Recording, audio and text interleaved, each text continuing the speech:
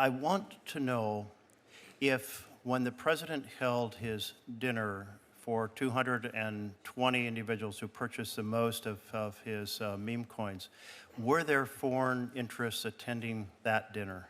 Senator, we're here to talk about the Department of Justice and my budget. Attorney General, I know that you avoided the same question on the House side, but what we know is that many folks who attended this dinner were buying those coins because they wanted to influence U.S. policy. Senator, it is wildly offensive that you would accuse President Trump of not protecting American interests in our country when he is the president that has shut down our borders, unlike Joe Biden. I'm not going to tell you what I will or will not do, other than I will do everything to keep the people of your state safe. 57,700 fentanyl pills and stolen firearms in Oregon. That's what we should work together on, not gotcha questions during a budget hearing. Let me recognize Senator Merkley.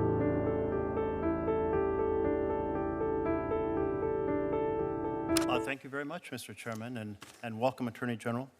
And I'm sorry I wasn't here for the whole hearing, so it's been addressed, but I think you really are very sensitive to the possibility of foreign agents or foreign influence on our government, and making sure that we make sure that doesn't happen. Yes. Yes. I want to know if, when the president held his dinner for 220 individuals who purchased the most of his meme coins, were there foreign interests attending that dinner? Senator, we're here to talk about the Department of Justice and my budget for the upcoming year.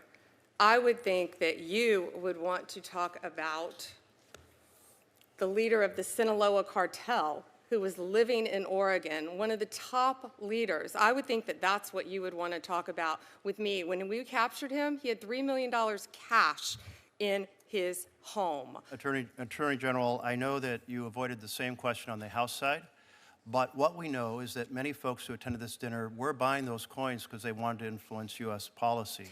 We had Mr. Javier Selgas, the head of Freight Technology, Inc., who said, I bought $2 million of these coins. I plan to buy $20 million because I want a favor from the president to change the policy regarding freight from Mexico to the United States.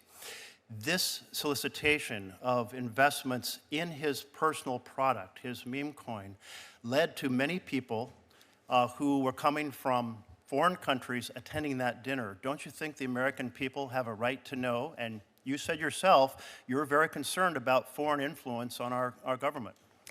Senator, it is wildly offensive that you would accuse President Trump of not protecting American interests in our country when he is the president that has shut down our borders, unlike Joe Biden. President Trump has done everything to make America safe, and you asked me the question, and keep America safe. Do you know? And you're trying to play a gotcha question at a budget hearing when you have murders left and right in your state, violent crimes, and we are doing everything we can to help your liberal state. Whether you're liberal or not, we're going to do everything we can to help the citizens of your state, and you're trying to avoid that because you're trying to play a gotcha question with the President of the United States, and it's not going to work. We're here to talk about our budget for public safety. I do believe that as the leader of the Department of Justice, you should be concerned about foreign influence. There was obviously a lot of foreign influence and individuals who said they were there for that reason. And so will you appoint a special investigator to make sure that that foreign influence does not affect the policies of the United States of America?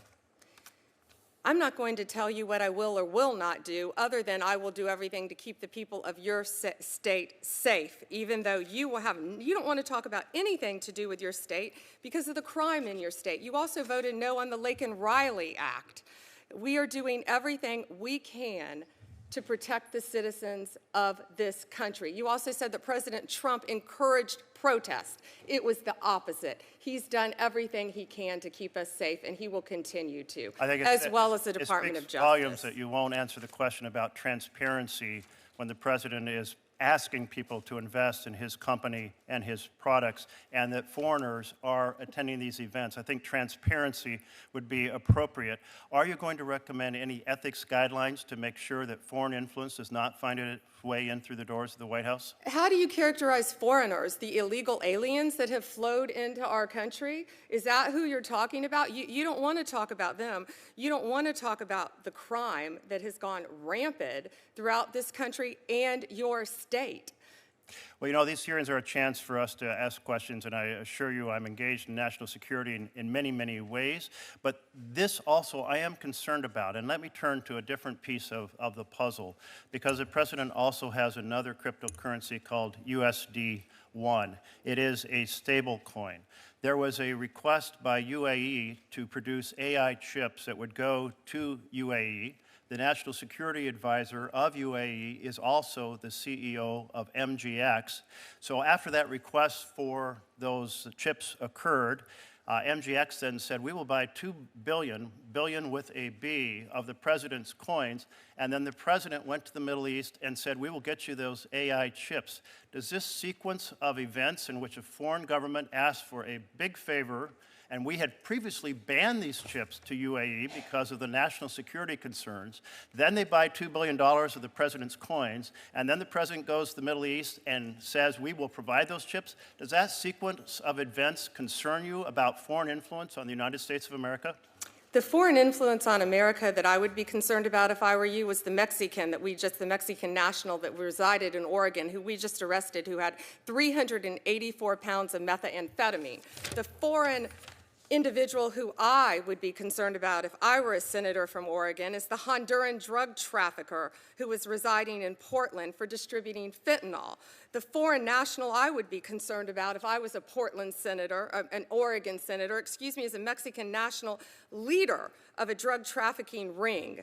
Another one, fentanyl, firearms, fatal overdoses, all in your state. You have made your point. 57,700 fentanyl pills and stolen firearms in Oregon.